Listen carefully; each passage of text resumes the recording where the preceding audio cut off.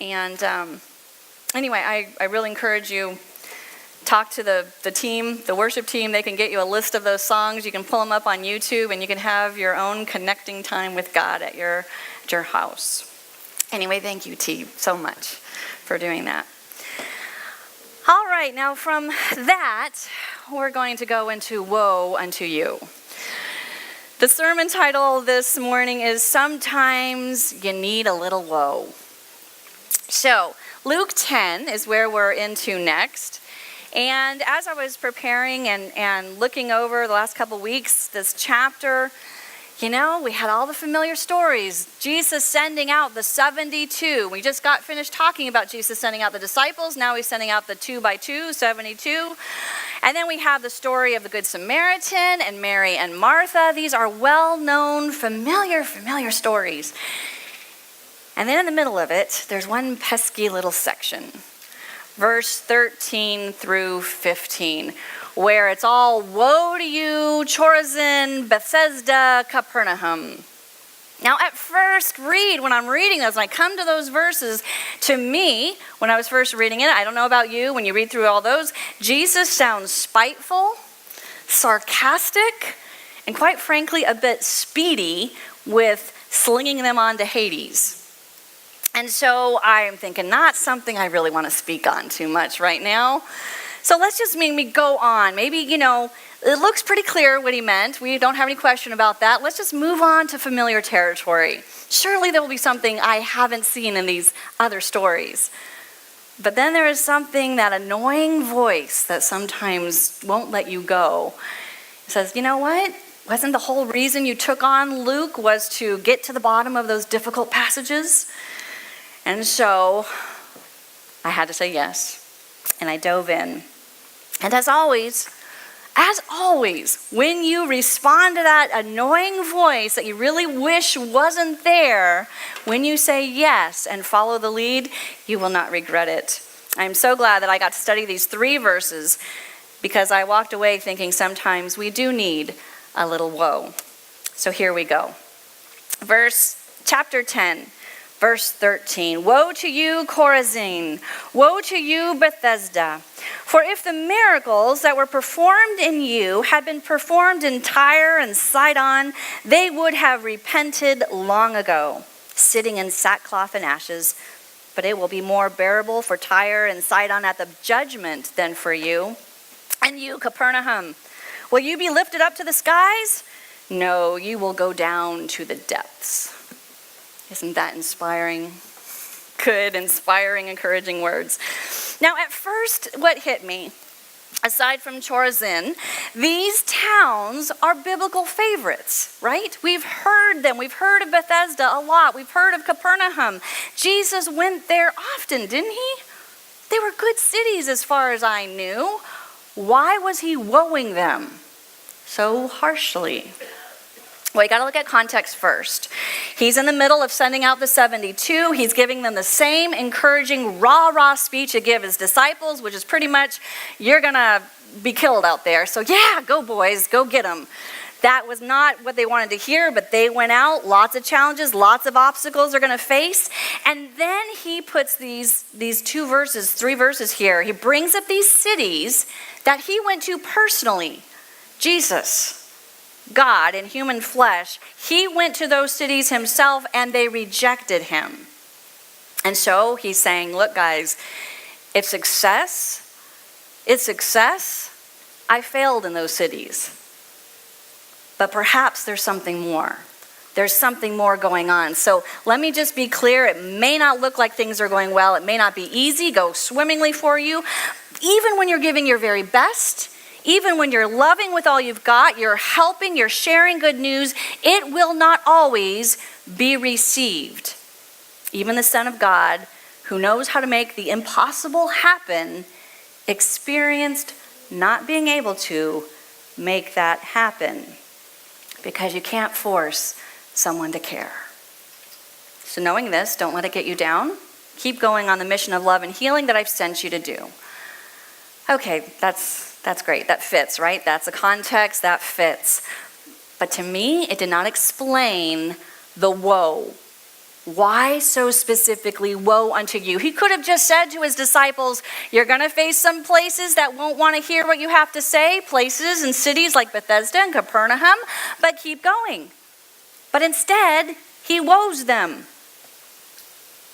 Well, I did a little research, and I found out, as we know, this was not the first or the last time that Jesus woes people.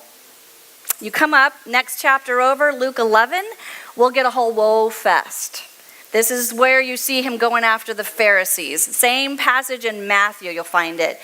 In fact, when you look at all the woes in the Bible, Jesus outwoes the rest of them.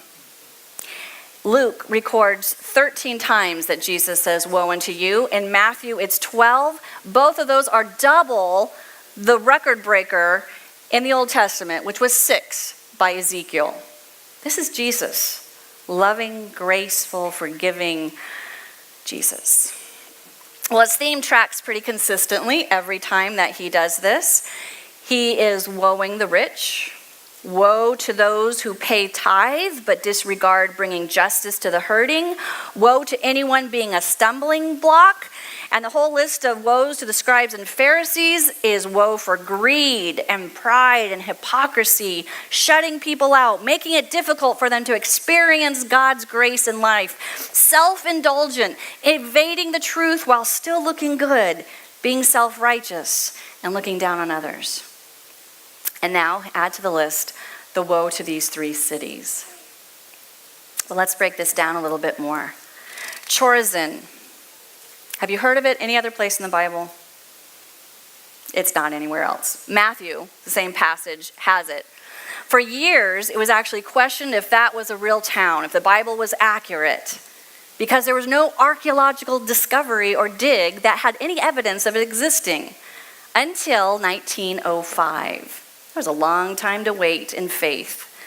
To me, that affirms that in the Bible, at the end of John, it says that there are not enough books to record all that Jesus did. We get a sketch in the Gospels, a sketch, a flyover aerial shot of God's life, of Jesus' life on earth. Chorazin is an example of all that was not in there. In 1905, they discovered a site that they realized was Chorazin. There was a synagogue that was discovered there.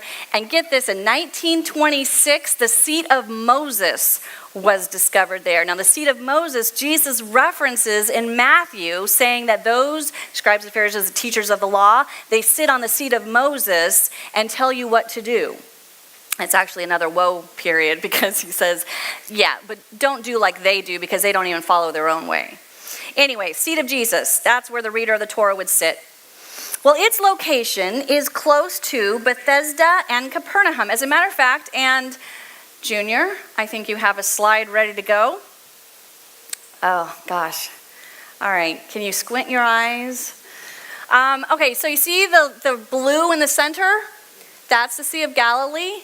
Just above it, you see a little dot that says Bethesda. This is a good eye test. To the left is Chorazin, going up north, and then down by the Sea of Galilee again is Capernaum. That whole area has become known as the evangelical triangle. I prefer to call it the triangle of good news. So Bethesda, Chorazin, and Capernaum, they formed a triangle right there by the Sea of Galilee. This is where most of Jesus' ministry took place. He was here for 3 years. 3 years to save all of humanity. And he really didn't go much further, except for Jerusalem, beyond these square miles. Now that's something to get your head around, isn't it? All right, so thank you you can put that down. We had our eye test. So, Jesus compares Chorazin and Bethesda to Tyre and Sidon. Now, who are they? Who is Tyre and Sidon? Well, they were, if you look back in the Old Testament, they were the unyielding enemies of Israel. These 2 cities became symbols of all that was wrong in the world apart from God. Right? That's Tyre and Sidon, so much so that the prophets repeatedly cursed them. Isaiah, Jeremiah, Ezekiel, Joel, Amos, all of them used Tyre and Sidon as a warning. It was like saying, oh, that place is just like Sodom and Gomorrah, and no more needs to be said, right? You talk about Tyre and Sidon, same thing. Everyone knows what you mean without saying anything more. And here's Jesus saying that these two Jewish cities, Chorazin and Bethesda, he says, don't you get it? Even the worst of the worst would have turned to God by now if they had heard and seen all that you have. Pretty powerful stuff, right? The next verse, he then turns to Capernaum. It's almost as if, he says, and you Capernaum, as if they were standing there like a rebellious teenager standing. And you Capernaum, will you be lifted to the heavens?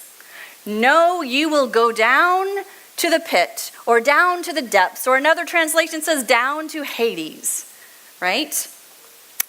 Well, it so happens that these are the words of Isaiah that Jesus is echoing here. This was what Isaiah told to Babylon when he was laying into them. Babylon was proud and arrogant, thinking they were going to reach the same level of greatness equal to God himself. If you can flip over in your Bible to Isaiah 14. Isaiah 14, and you get to verses 13 and 14. And you'll see, you said in your heart, this is to Babylon, I will ascend to heaven. I will raise my throne above the stars of God. I will sit enthroned on the mount of assembly, on the utmost heights of the sacred mountain. I will ascend above the tops of the clouds. I will make myself like the Most High. Babylon was pretty proud. Of course, as we know, the opposite happened. Verse 15, but you are brought down to the grave, to the depths of the pit, or to the depths of Hades. Jesus was comparing Capernaum to Babylon. Babylon, who destroyed God's specially commissioned temple. Babylon, who took God's children, the Israelites, and turned them into slaves. And when they were finally brought down, they never recovered. This is who Jesus compares Capernaum to. Well, Matthew didn't think that was enough. The same passage, mirror image of this passage over in, I think it's Matthew 11, he extends this part even more by having Jesus, he reports Jesus having said to go on to comparing Capernaum not only to Babylon, but to Sodom, the worst of the worst of the worst. Tyre and Sidon aren't enough for this town. Let's actually compare Capernaum to Sodom directly. Even Sodom, it says, would have converted had they seen the same miracles. Jesus contrasts 3 Jewish cities with 3 Gentile cities. Not just Gentile, but known enemy and evil cities, clearly not followers of God. And he says, even they would be following me by now had they had the same opportunity as you have had. Wow. Now, let me just ask you, when you've read through the Gospels and you've read about Jesus going to Bethesda and Capernaum, do you remember anything horrific happening there? Do you remember anything bad or especially evil about them? All I could remember was good things. So I did some more digging. Chorazin. The only thing we have about Chorazin is what I mentioned before. Archaeologists discovered the synagogue. They found that it was tucked up underneath the hillside, about an hour away from the Sea of Galilee. Ancient writings, the Babylon Talmud, indicates that it was renowned for its good wheat. Wonder what they made with that. When they excavated, they found that the synagogue was not just a plain synagogue. It was impressive. And then they found another synagogue on top of it, and they found an olive oil press. And of course, the seat of Moses was found there. Bethesda, there's a lot more information. It is the most mentioned city behind Capernaum and Jerusalem in the Bible. And it was the best of the 3 cities. At the time that Jesus was there, it was under the rule of Philip the Herod, who was the brother of Herod of Antipas. Antipas. That's the Herod that Jesus went to in his trial. Philip was a nicer guy than Herod of Antipas. He was loved by his subjects. But when Jesus was there, it was already an ancient city. When you dig down, you find that around the time of King David, Bethesda was there. It was the capital of the kingdom of Geshur. And Geshur was where Absalom, David's son, when he murdered his brother, fled then to Bethesda, fled to this Geshur area. Bethesda was destroyed in 732 BC, but then Alexander the Great, he came and he conquered that area about 400 years later in BC 332. New life was infused to it. It was built up for trade. It had this major trade route nearby, and it settled in some luxurious times. They traded good wines, olive oil, linens, dried fruit, freshwater fish. It was the hot place to be. But then it went through wars, more invasions, and then the trade shrunk down, the trade route shifted, trade became more localized, and it kind of lost some steam. When Philip the Herod came along, though, he raised it back up. He raised it back to the status of a city.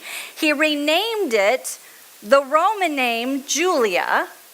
Get this, after Julia Livia, the wife of the Roman Emperor Augustus, and Julia Livia was the daughter of Caesar. That is who Philip named it after. And it was apparently flourishing again in the first century. The population increased, and when they excavated, they found a lavishly, not just kind of sorta, lavishly decorated temple, spacious courtyards in the homes, which was the gathering place for people, wine cellars. I'm not quite sure how they figured this out, but wine cellars filled with imported quality wines. So maybe there's some wines left over. I don't know. Fragments of the names of them. I don't know. Bethesda, though, rings a bell because that's where Peter and Andrew came from. It's where Jesus called them along with James and John to be his disciples. Bethesda is where Jesus fed the 5,000 with the loaves and fishes we talked about 2 weeks ago. And it was where he healed the blind man with spit. Bethesda is the location where his two famous sermons were centered around. Sermon on the Mount and Sermon on the Plain, or out of the boat. A lot happened in Bethesda, right? But do we hear any evil? Capernaum, another ancient city long before Jesus arrived. It was established around the 2nd century BC. The prophet Nahum was born in Capernaum. It was a fishing village by the lake, but they also had extensive oil and grain mills. They had a synagogue and public buildings. Their homes had cobbled stone floors, wood and thatched mud ceilings, and stone stairs that led up to the roof. What do we know about Capernaum? Matthew labels it the town of Jesus. Jesus was there so often. What happened? Jesus taught in the synagogues there. He drove out demons. He healed Peter's mother-in-law. Crowds flocked to be healed. This town was a witness to more of Jesus' miracles than any other city. He raised Jairus' daughter. He healed the nobleman's son, the woman who had a hemorrhage. He healed lepers, blind men, the centurion's servant, the paralytic who was lowered through the roof. This is where he revealed he is the bread of life. Great towns. So why the woes? There is no record of these cities rebelling, no record of them denouncing. These were Jewish towns with temples and Torah readings, living their lives, being productive with oil and grain and wine and spacious courtyards. Pretty normal sounding life. Normal. That may just be a clue. After all the extraordinary experiences of God, they were still normal. After all the conversations with Jesus, with all the giving from Jesus, with all the healings and blessings of Jesus, as a whole, the city just kept on living. Unaffected, unmoved, indifferent. When he came, they filled up. They got what they wanted, and they kept on living their life just as they wanted to, just as they like. And Jesus, take him or leave him. This is pretty incredible, isn't it? There is no evidence that these cities mocked him or threatened him or were violent or immoral or ran him out. They didn't deny him. They just quietly ignored him. They didn't rebel against him. They were just had other things more important. They weren't antagonistic. They were just indifferent. Jesus' heart for them made no difference to them. Jesus' hope for them made no difference to them. Jesus' offer of eternal quality of life and eternal life made no difference to them. Jesus' presence, his power, his provision didn't cause them to pause in their step, to turn toward, to want more, to try something beyond themselves. Instead, they kept living life as if he wasn't there. And if he didn't, his life didn't, his call to them didn't matter. They were indifferent to it. And so my question is, could it be that the reason for the woe, could the indifference be that reason? Would it be enough of a reason for him to woe? When you look up the meaning of woe, in the biblical sense, it adds an essential dimension to this picture of why. Woe is known as an expression of great grief and distress. It is an escape. You see that escape from trouble seems impossible and it's unbearable as you see that. It is a groan, except it is beyond words. This definition alone is what you get in a regular translation of woe. The biblical sense is even stronger. More than a feeling, there is a knowing that a reality of impending doom is surely coming. It's not always definite, but it's telling the people of woe that if they continue going on the current path they're on, they will encounter a reality far from the one they want. There is darkness on the path that they have, not light. Sorrow, not joy. Death, not life. Woe is an emotional warning. It is a plea to watch out. This woe is far from fire-breathing, madly sneering, sending you to hell. This woe of Jesus is from a heart of love that is broken and breaking and continues to break for the people who remain unmoved by the love. The people of these cities had the most up-close and personal experience of Jesus, hearing him, seeing him, interacting with him from all different angles, more than any other place. Jesus spent the most time here talking, eating, engaging, put his heart, his spirit on the line for them again and again, more than any other place. And they didn't care, they didn't respond. Beyond the few who got it, as a whole, they took what they could and they left him cold. I don't know if any of you have ever experienced indifference from someone that you cared about. If you ever experienced the flat line of a relationship. Imagine how that must have felt to Jesus. Here were people who said they loved him, loved God, said they want to be his children. And yet the very things that Jesus showed, the things he asked for, love your God, the Lord your God with all your heart, with all your mind, with all your soul, passionate love, and love your neighbor as yourself. These things is total passion and seeking and following after. While they said they wanted to be of God and with God, they did not. They showed up to their temples. They did the right behaviors of good tradition, of Jewish tradition, and they lived their lives the rest of the time as they wanted, indifferent to the love, to the God, Jesus, indifferent to his call to go beyond themselves. More than all that was dark and angry and rebellious and opposite of godly ways in Tyre and Sidon and Sodom, indifference was the winner here of the broken heart. of Jesus. You may have heard it said that the opposite of love is not hatred. The opposite of love is not hatred, it is indifference. When we are indifferent, when we disengage from the dialogue of life, dialogue with life, we become less life. Our hearts and our lives begin to atrophy. Indifference is something that God pleads against through the ages, from the Old Testament to the New Testament. The prophets, Isaiah, Jeremiah, Zephaniah, the psalmist, says, you have eyes to see, but you don't observe. You have ears, but you don't hear. God says, I called to you, but you did not answer. I've spoken to you again and again, but you don't listen. It says they refuse to pay attention. Jesus in Matthew says, for the heart of this people has become dull. With their ears, they scarcely hear. They have closed their eyes. Otherwise, they would see and hear and understand their heart when they would return to me, and I would heal them.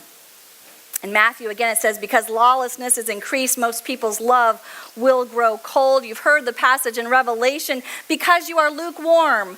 Another word for indifferent, I will spit you out. And Jesus in his parable teaching talked about because they did not pay attention, they went their own way. When we refuse to pay attention, when we have eyes but do not see, ears but do not hear, when love grows cold, those are signs of indifference. Conversely, we hear Jesus over and over calling us to come to him, pleading with us to follow him, to listen, to open our eyes and ears, to talk and pray. He makes a plea, I stand at the door and knock. And it's keep on knocking, I keep on knocking is what that word actually means. And if anyone welcomes me, I will come in. The woe we see here in Luke 10 or anywhere, I would say that Jesus uses woe. It is the same cry of the heart that you hear of a spouse who pleads over and over again, please listen, please let's talk, please let's figure this out before it ends in divorce. The path is clear. If we don't turn away from it, it's going to end. That's the heart of Jesus for his people. It's interesting to note that Luke never identifies, for the rest of the book, never identifies another city that Jesus goes to after that. He goes to a couple other villages, but they're never listed except for Jerusalem. He just talks about regions. But in Matthew, you follow after this woeing of the cities, we find Jesus returning to some of them. Now, we can't say the parallel is the same it's not a linear telling of history, but I find it noteworthy that in Matthew 15, after an intense confrontation with the Pharisees, it says that Jesus withdraws to Tyre and Sidon. He chooses to withdraw after an intense confrontation to these Gentile cities of ill repute and evil. That's where he goes. And it's here that he meets the Canaanite woman whose daughter needs healing. The disciples want to send her away. Send her away. She's bothering us. And Jesus turns and he says to the woman, look, I was only sent to the lost sheep of Israel. And the woman says, Lord, help me. She calls him Lord. And he says, well, it's not right to take the children's bread and give it to the dogs. And she replies, yes, it is, Lord. Even dogs eat crumbs that fall from their master's table. And he says to her, woman, you have great faith. And he heals her daughter. This is where Jesus went. These people who they had what you had, they would know me, they would follow me. Skip to Matthew 17. It shows Jesus and his disciples stopping in at Capernaum. And how does he get greeted there? 2 men wanting to collect temple tax. 2 men. They ask Peter if Jesus is intending to pay. And Jesus says, yep, go get a fish. And he pays the temple tax. Do you see the difference? In Tyre and Sidon, the Gentile cities, you've got heart and passion, calling him Lord and Master. In Capernaum, they're asking for temple tax from him. It is starkly different. If his words didn't register before, when we see his visits after, the contrast is remarkable and incredibly sad. There are a lot of things that a relationship can endure. We have experienced those in our marriages or our friendships or relationships with our children. Miscommunications, distance, flaring tempers, even broken trusts can be worked through. But when a relationship faces indifference, when it doesn't matter if the person is there or not, when that feeling is being conveyed, there is serious danger of getting to a place you cannot come back from.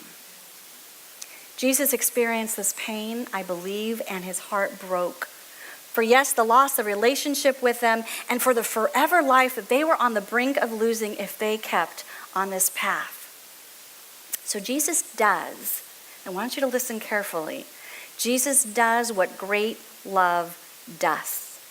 It risks the difficult conversation. Jesus speaks the woes of a grieving heart. He takes a chance and expresses the uncomfortable for a hope to redeem the invaluable. I believe in these 3 verses, besides gaining a picture of God's heart, what struck me here was, as always, Jesus is an example for our lives as well. If Jesus saw the importance of having these conversations when something was not working well, was unhealthy, or wasn't going down the right path, if Jesus was willing to speak up for what mattered most to him, then maybe you and I need to be willing to do the same in our relationships. Willing to have those hard conversations before things slide dangerously close to the darkness of indifference. Maybe it's a conversation we need to have with ourselves, an internal conversation concerning our own disengagement or disconnection or indifference to a person or to God. Maybe it's a conversation we need to risk having with someone that needs to be closer in our life, a friend or a child, a sibling or a spouse, before it's too late, before it goes too far. If something or someone, as I'm speaking, is clicking in your heart, it's time to pay attention and follow Jesus in his love. Getting to indifference in a relationship is a very slippery slope. And it is warm in here, isn't it? We have a few more minutes here. Raleigh, I want you to pass out this handout. And this is a part where I want you guys to fill in some blanks. There are pens if you're missing them, pencils. But this is so important, this slippery slope that we can all get on with our relationships, that I want to talk about how to make sure we don't. Okay, so whatever relationship is on your mind, whether it's a marriage, a friendship, a relationship with your children, the same progression happens if not stopped, if not intentionally guarded against. So here are some of the signs to watch for. If these are happening in your relationship on a consistent basis, be warned, you're not on a good path. Starts with criticism. Criticism is the first one. Criticism is when you state your complaints to the other person as a defect in their character. For instance, you never clean up after yourself. You are lazy. That's how you portray your criticism. It is attacking the person as if they are irreparable, versus separating the person from the behavior. The behavior is the challenge versus the person is the problem. So criticism, when you start finding your criticism is personally attacking. Contempt is the second one. Contempt is essentially taking a stance of superiority. You are a jerk. I am not. You are a jerk. Thinking that, again, the person at a higher level is a problem. They have something innately wrong with them, irreversible, core faults of being, versus having the stance of seeing and looking for value in the other person. When you see treasures in every person, looking for their good, that combats against contempt against them. When criticism is often, when contempt and thinking you're at a better place than that person is, you have more value than that person does, you're on a dangerous path. The third one is defensiveness. When in an argument you are constantly defending, instead of listening empathetically to the other's concerns or critiques of you, instead of stepping into their shoes to hear and see and feel from their perspective, you get defensive, you defend your behavior, you redirect the criticism away from you. You are innocent, they are guilty. You are innocent, they are guilty. It comes up with something like, if they wouldn't have done this, you wouldn't do this. If you weren't late from work every night, I wouldn't have to yell at you. Versus listening and learning from, seeking to understand and work for a solution together, separating the person from the problem.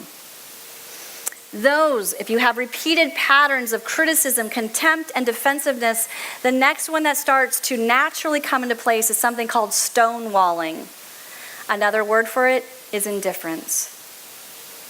Stonewalling or indifference. This is where, because there's so much criticism, personal attacks and contempt, because you constantly find yourself feeling like you need to defend against, then you start to withdraw emotionally. You withdraw from interaction with the person. Instead of getting angry or defensive, you just shut down. You don't care. Even if the other person attempts to communicate with you, you no longer give the normal feedback. You're disengaged. You do not convey interest, concern, or respect for the other person. No valuing is taking place. Those are warning signs. If you are experiencing those, if you're already at the stonewalling, it's not too late, but serious warning signs. So how do we fight against indifference? First of all, we recognize that you're human. We are human beings, which means we are not perfect. Even if you have a great life, a great child, you had a great marriage, it is a great marriage, you have a friend that you just love, it can happen. It can happen. The busyness of life, the stress of life, it can happen. Number 2, get a jump on it. Get a jump on it. Indifference is not just an event that takes place. Oh, now we're indifferent. It is a journey. It is a progression from not indifferent to kind of, to sort of, to more until you're stonewalling. So get a jump on it. It's far better to address it as soon as you see the warning signs instead of just letting it go. Number 3, let it hurt. Let it hurt. When we're in a tough season in our life, whether in our own heads, in our mental capacity, when we're in a tough season in our life with God or in a relationship, a defense mechanism is to shut down, put the wall up yourself so you don't hurt anymore. But don't shut your heart down. Because when you shut your heart down, you're down the road to indifference. So stay engaged, let yourself feel. Tell yourself that when you face the pain, it will help you move all the faster to the other side. And if you fully want to live, we have to face the pain as well as the joy. Number 4, go first. Go first. Whatever that relationship is that is disengaging right now, that is feeling the distance, you go first. Be brave enough to move beyond the status quo. Get started. Someone has to take a risk to go first. If this is to reverse itself, it might as well be you. Truth is, they may not reciprocate. They may not be ready. But it definitely won't have a chance unless someone is willing to try Sometimes it just starts with a simple, hey, I know we've been distant. I know we've been distant, but I want you to know I love you, I care about you, and I want things to improve. That's simple. That can be the first step. Number 5, work at it. It's not an easy fix. It's not going to be pain-free, but you will get through it. It takes work. Sometimes the best defense is a good offense. So get creative, put in effort, read books, watch videos, listen to podcasts, journal, pray. Put consistent effort. Look for creative solutions to try. If you don't try something different, you're going to get the same results. You've heard that before. So get creative. Your relationship is worth it. Number 6, involve others. Involve others. If you can't figure it out on your own, if you can't with the other person work it out, involve your friends, involve someone you trust, involve someone at church, involve a counselor. Get the help. Number 7, pray. That seems like such an obvious one. Pray for yourself. If you can, pray with the other person. Pray that God directly impacts your relationship. Pray consistently and persevere in it, knowing that when we ask for things that line up with God's Spirit, peace, healing, life, His answer will be yes, every time. It may not look exactly like you think it should look, but His answer will be yes. He will bring you peace, He will bring healing, and He will bring you life. He is the God of resurrection. So pray continuously. And number 8, this sounds like a contrast, but be grateful. Do not give up your spirit of gratitude. By practicing gratitude, appreciation for what God is doing in your life and in the world around you, that combats indifference, whether it's in a relationship with God or in life. I think it's interesting that God Himself set up practices, gratitude generating practices and rhythms for us to follow, to engage with and pay attention to what matters, and to help us remember relationships. You think about what tithe is, giving the first fruits. It helps us to remember where our goodness comes from, where our blessings come from, and how we can give to others. The Sabbath, day of rest, He says, be here now, be aware, and remember the priorities of life. Don't check out, check in again. Communion, that's a time to remember what He's done, deeply aware of passionately being present with Him. And then He calls us to compassion.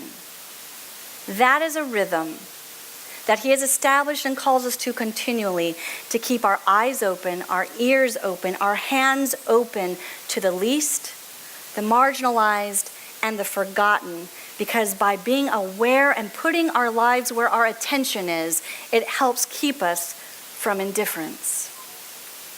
Case in point, the end of the chapter in Luke, it says the disciples, with all the challenges and obstacles they had, when they got to the end of Luke, when they came back to Jesus, they were filled with joy because they saw what their attentiveness, their awareness, their love and serving and blessing did in the lives of those they were sent to.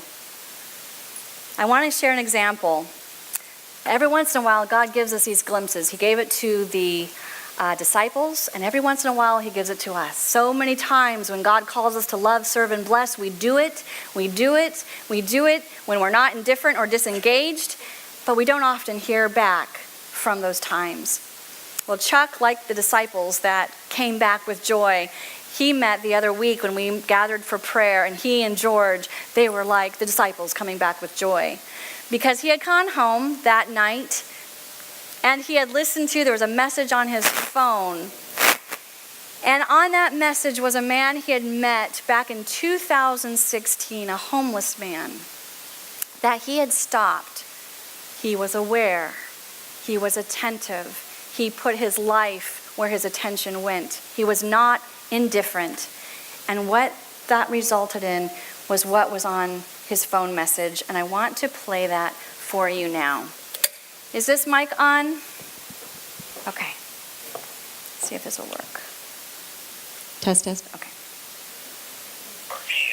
Hello, Charles. This is Nick Anderson. I'm a complete stranger to you. I think you don't even know this, but you impacted my life in a way that is almost impossible.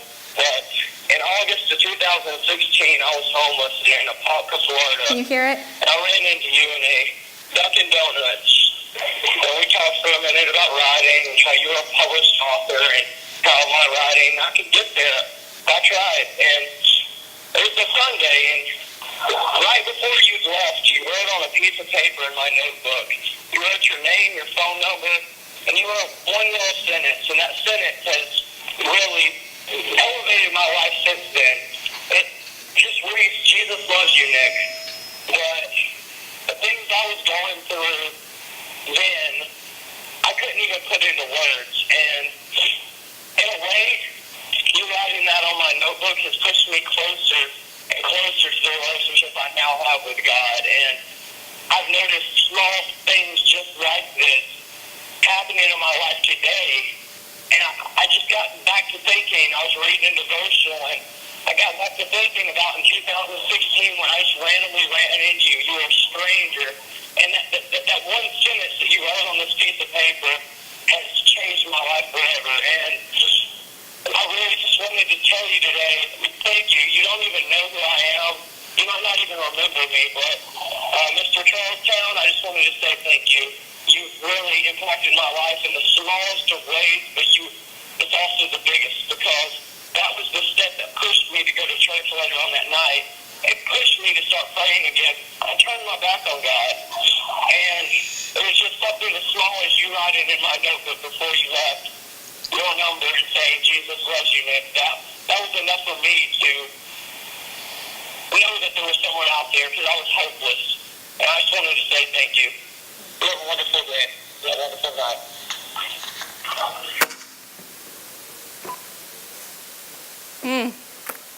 Hits me every time. We don't know always the impact, but there's a reason why God tells us don't be indifferent. There's a reason why he calls us to love and serve and bless, because there are people out there just waiting for even just one word that Jesus loves you, even one heart that reaches out, total stranger, and it turned his life around. God knows what he's doing when he calls us. Let us not be indifferent to it, but step fully and passionately in his direction. Thank you. Lord, we never know when a Nick is going to come into our lives. So Lord, we just pray as we go from this place, give us eyes to see, ears to hear, feet to walk, hands to do. Father, may it be our heart's desire to love and serve and bless like you, and not be filled with the woe of indifference. Be with us now, guide us and direct us. In Jesus' name, amen.